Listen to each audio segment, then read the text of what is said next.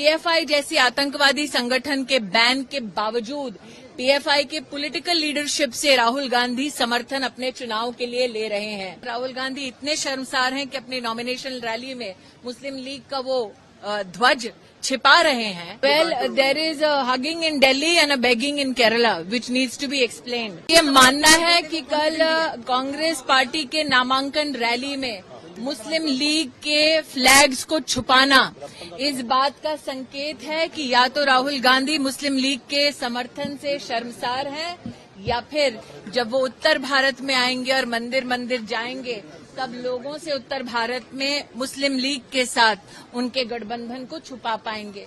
मैं केरला आकर और विशेषतः वायनाड आकर देखकर ये स्तब्ध हो गई हूं, आश्चर्यचकित हूं कि पीएफआई जैसी आतंकवादी संगठन के बैन के बावजूद पीएफआई के पॉलिटिकल लीडरशिप से राहुल गांधी समर्थन अपने चुनाव के लिए ले रहे हैं।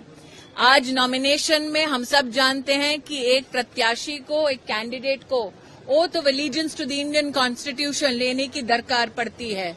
तो राहुल गांधी संविधान के प्रति अपने ओथ को झुठला चुके हैं जब उन्होंने पीएफआई की पॉलिटिकल लीडरशिप से समर्थन अपने चुनाव के लिए लिया। मुस्लिम लीग के समर्थन से अगर राहुल गांधी इतने शर्मसार हैं कि अपनी नॉमिनेशन रैली में मुस्लिम लीग का वो ध्वज छिपा रहे हैं, तो कहीं ना कहीं अगर इतने शर्मसार हैं तो उन्हें मुस्लिम लीग का भी समर्थन ठुकरा देना चाहिए।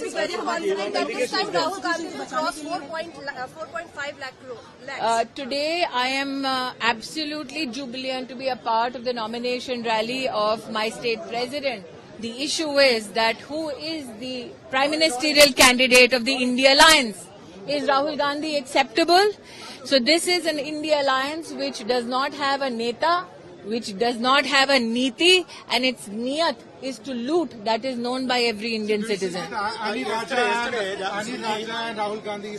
Well, there is a hugging in Delhi and a begging in Kerala, which needs to be explained.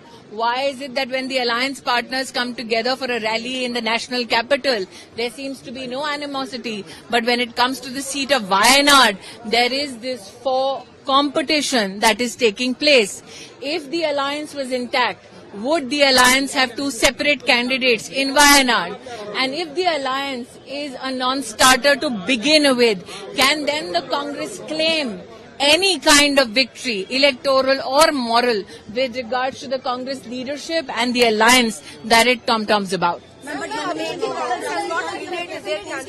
मेरा ये मानना है कि कल राहुल गांधी ने जिस प्रकार से मुस्लिम लीग के ध्वजों को, फ्लैग्स को अपनी नॉमिनेशन रैली में छुपाया है, तो निश्चित रूप से वो इस चुनाव में इस पड़ाव को पार करने के बाद उत्तर भारत आएंगे।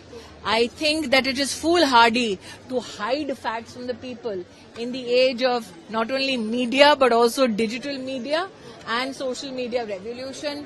People, be it in Amethi or Wayanad, know, and the Congress stands exposed. The question is that Rahul Gandhi, that creates animosity against Sanatan Dharma when he does politics in the south of India, why then does he go to every temple of repute in the north of India when he wants to fight an election?